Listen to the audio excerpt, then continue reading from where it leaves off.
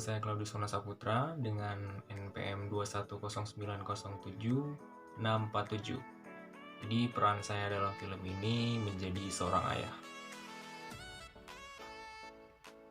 Perkenalkan, saya Derindra Alang Dewantoro dengan nomor NPM 210907648. Saya sebagai adik yang merupakan korban pembulian dari seorang kakak.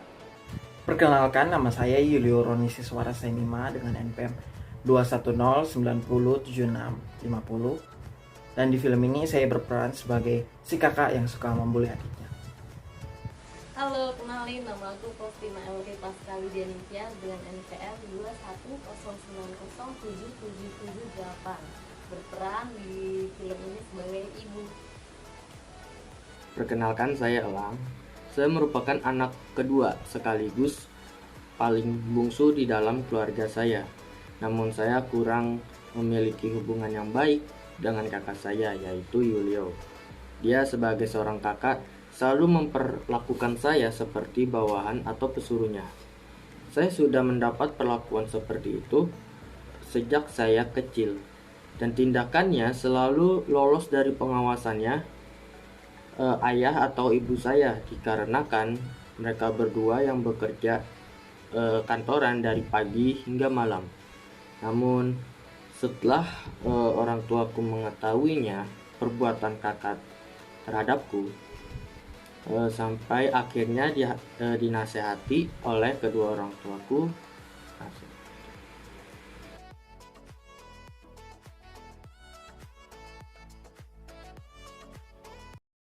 Hai, perkenalkan, ini keluargaku, yang dimulai dari kepala keluarga, yaitu ayahku sibuk kerja dari pagi hingga malam.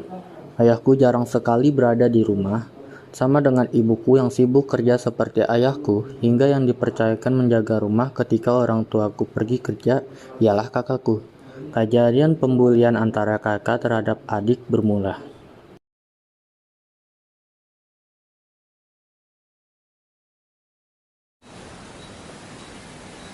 Nak, mama sama papa berangkat dulu ya. Kalian jaga rumah. Siapa? Telah dengerin kata-kata kakak ya. Iya, Bang. Jangan lupa bersihin kamar kalian masing-masing. Oke. Jadi jangan lupa maskernya dipakai. Ini berangkat dulu ya. Ya. Dadah. Dapa.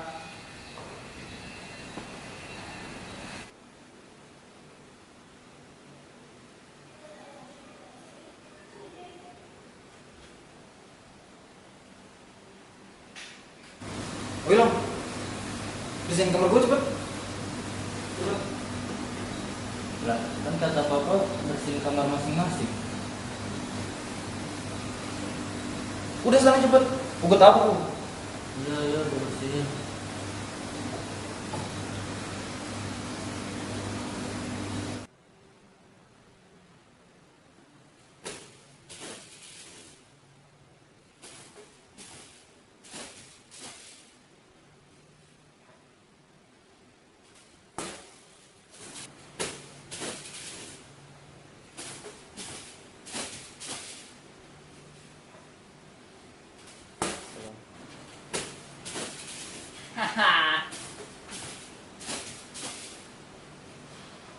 Gimana sih?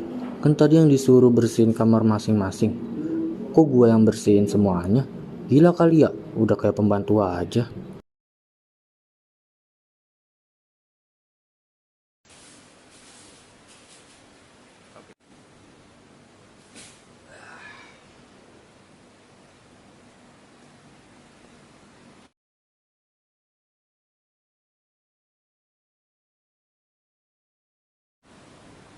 Woi Lang, ambilin gue minum dong.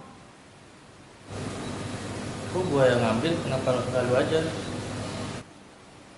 Kok gua? Udah sana cepet. Ugut tabuk lagi lu. Iya.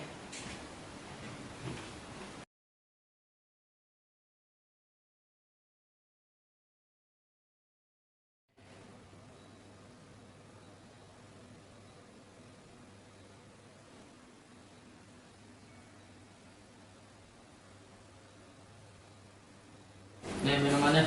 Iya taruh situ aja.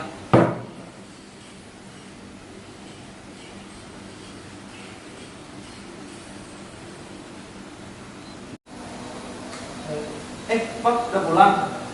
Nah, aja gua makan. Aman kok, Pak. Lah, Aman. begitu lebih aman ya. Ya, Pak.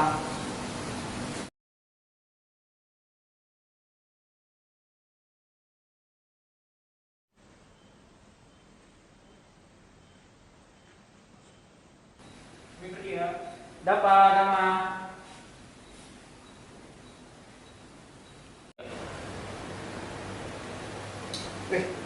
Kerasa udah siang aja nih. Aduh. Woi Lang, beliin gue nasi goreng dong di warung. Lah, kok gua mulu? Udah sayang cepet. Lu nggak lihat gua lagi sibuk? Nih,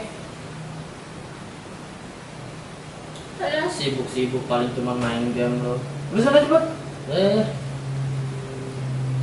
Wah, udah sisanya pakai uang gua aja.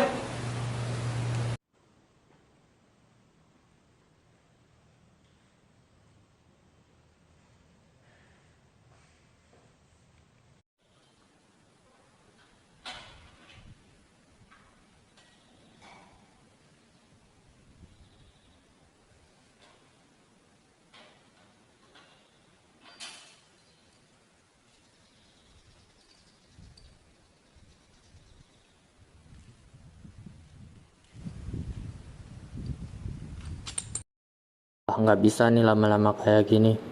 Pas papa sama mama pulang, gua akan menceritakan sikap dan sifat kakak selama ini ke gua.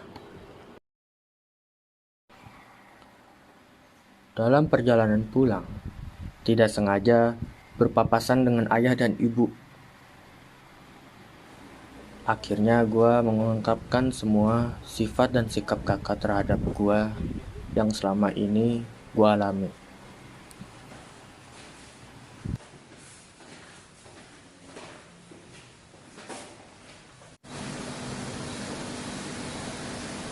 Pak, Ma. Makanan lah. Masuk kamar dulu Lang. Siap. Ma. Iya. Habis ngapain? Enggak kok, Ma, aku dari tadi lagi mau ngapain doang. Ini enggak, tadi aku cuma minta tolong pulang buat beliin. Kenapa nggak ada aturan yang ada di rumah? Kan udah dibilang kakak kerja tugas sendiri dan adik kerja tugas sendiri. Gak ada yang boleh ngurus dulu. Jangan mentang-mentang paling tua. Jadi seenaknya ngurusin adik untuk kerjain tugas kakak. Kalau aku bilang tuh harus ditaatin. Kalau dilanggar yang rugi kakak sendiri. Jangan diulangi lagi ya. Iya, Pak, Ma. Sekarang minta maaf ke adik.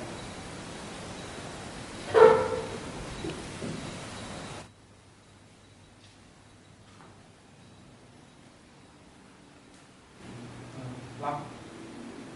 Baik. Gua minta maaf buat gua udah ngelakuin lu sama ini tuh yang gak baik. Oh. Ya udah. Itu minta maaf. Ya, gua. Nah, setelah menonton film pendek tadi, kelompok kami akan menjelaskan mengenai penerapan teori-teori dari komunikasi interpersonal dalam film pendek yang kami buat. Menurut Juliana pada bukunya yang berjudul Komunikasi Antar Pribadi pada tahun 2019, dia tuh mengatakan bahwa asumsi mengenai relationship rules theory ini dapat dikatakan dalam setiap bentuk hubungan, terutama hubungan persahabatan dan juga hubungan percintaan atau asmara. Nah, hal ini dapat terjadi dikarenakan kesepakatan yang dilakukan oleh orang-orang yang menjalin hubungan tersebut dengan beberapa rules atau peraturan yang ada. Nah, dengan adanya teori aturan hubungan ini atau relationship rules theory ini membantu mendefinisikan perilaku hubungan yang berhasil atau tidaknya dari setiap individu. Jadi jika ada seseorang yang melanggar peraturan yang telah dibuat dalam hubungan tersebut, orang itu dapat menyebabkan hubungan yang telah dijalinnya menjadi berenggang atau bahkan rusak, atau orang tersebut bisa mendapat ganjaran. Hal ini dapat dilihat dalam video yang telah dibuat oleh kelompok di mana sang orang tua telah memberikan peraturan kepada si kakak dan juga si adik untuk mengerjakan pekerjaannya masing-masing dan tidak boleh ada yang saling suruh menyuruh. Namun ternyata sang kakak selama ini telah melanggar peraturan yang telah dibuat oleh orang tua mereka, dikarenakan dia merasa lebih berkuasa dibandingkan adiknya, dan pada akhirnya sang kakak menyuruh-nyuruh adiknya untuk melakukan pekerjaan yang seharusnya menjadi pekerjaan sang kakak. Pada akhirnya orang tua dari kakak beradik itu mengetahui pelanggaran yang dilakukan oleh sang kakak dan akhirnya memarahi dan menegur sang kakak agar tidak melakukan pelanggaran yang sama lagi, dan akhirnya sang kakak pun meminta maaf kepada orang tua dan juga adiknya. Dalam video yang dibuat oleh kelompok kami memperlihatkan penyalahgunaan kekuasaan dan bentuk bullying yang terjadi dalam hubungan keluarga. Penyalahgunaan kekuasaan dan bentuk bullying tersebut diperlihatkan oleh tokoh kakak dalam film pendek yang dibuat oleh kelompok kami.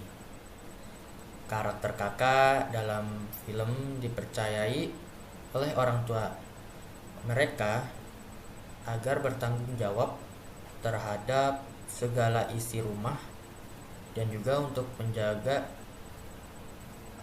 adiknya ketika orang tua sedang pergi bekerja. Penyalahgunaan kekuasaan dan bullying dilakukan oleh kakak terhadap adik terjadi ketika orang tua mereka telah pergi meninggalkan rumah.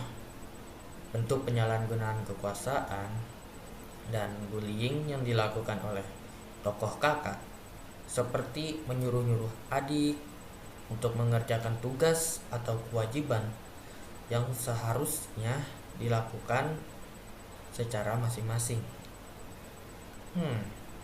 Menyuruh-nyuruh asik untuk mengambil atau membeli sesuatu,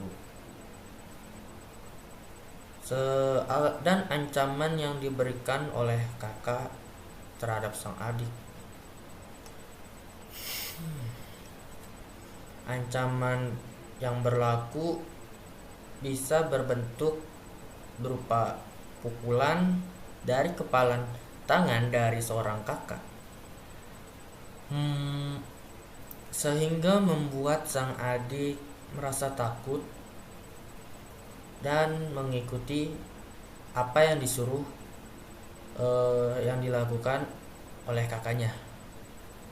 Tetapi karakter adik dalam film tahu jika hanya diam saja dia akan terus diancam dan akan terus dibully oleh kakaknya, sehingga dia harus melawan bullying yang dilakukan oleh kakaknya kepada dirinya. Tetapi adiknya tidak mau membuat hubungan antara kakak dan adik tambah rusak, sehingga si adik hanya memiliki satu pilihan, yaitu memberitahukan semua sifat dan sikap kakak terhadap dirinya yang selama ini dia alami kepada orang tuanya.